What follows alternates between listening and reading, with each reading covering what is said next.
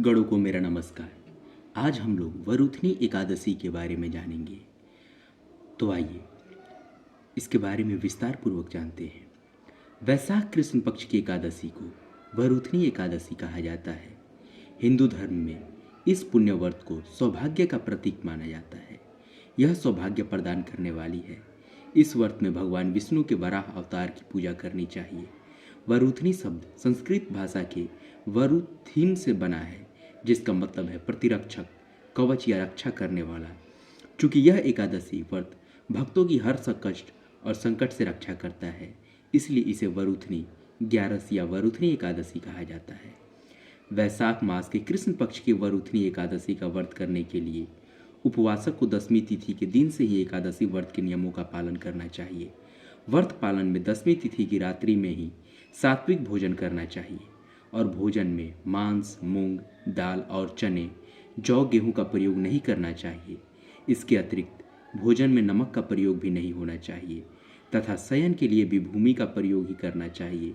भूमि शयन भी अगर श्री विष्णु की प्रतिमा के निकट हो तो और भी अधिक शुभ रहता है। इस व्रत की अवधि 24 घंटे से भी कुछ अधिक हो सकती है। यह व्रत 10वीं तिथि की रात्रि के भोजन करने के बाद शुरू हो जाता है और इस व्रत का समापन 12वीं तिथि के दिन प्रातःकाल में ब्राह्मणों को दान आदि करने के बाद ही समाप्त होता है। वरुथनी एकादशी व्रत करने के लिए व्यक्ति को प्रातः उठकर नित्य कर्म क्रियाओं से मुक्त होने के बाद स्नान आदि करने के बाद व्रत का संकल्प लेना होता है। स्नान करने के लिए एकादशी व्रत में जिन वस्तुओं का पूजन किया जाता है, उन वस्तुओं से बने लेप से स्नान करना शुभ होता है।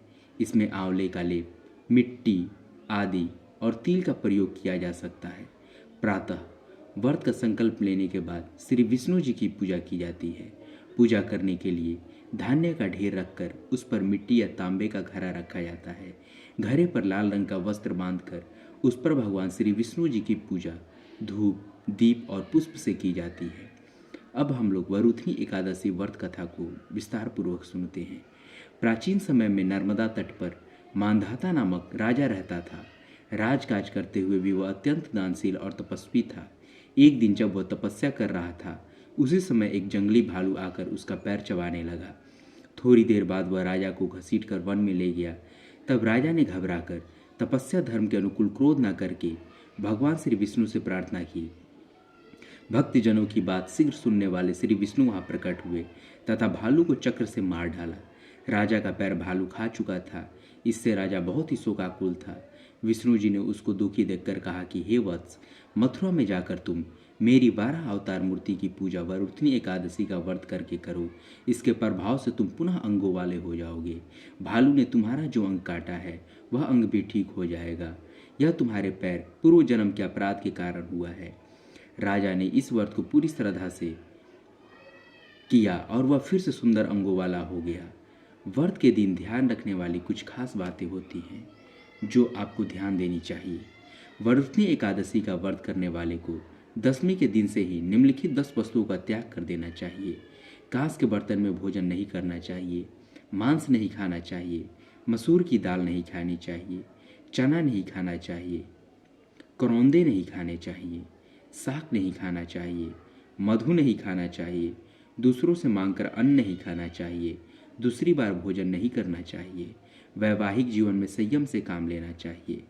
अब हम लोग वरुथनी एकादशी व्रत के महत्व को जानते हैं, जिसके करने से सारे पापों का नष्ट हो जाता है। वरुथनी एकादशी व्रत को करने से दुखी व्यक्ति को सुख मिलते हैं।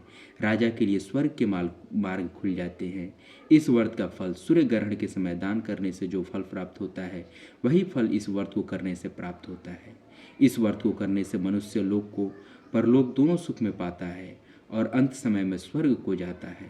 शास्त्रों में कहा गया है कि इस व्रत को करने से व्यक्ति को हाथी के दान और भूमि को के दान करने से अधिक सुख फलों की प्राप्ति होती है। सभी दानों में सबसे उत्तम तिलों का दान कहा गया है।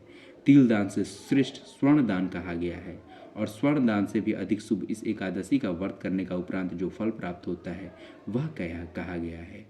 धन्यवाद। श्री हरि की कृपा हम लोगों पर सदैव ही बनी रहे।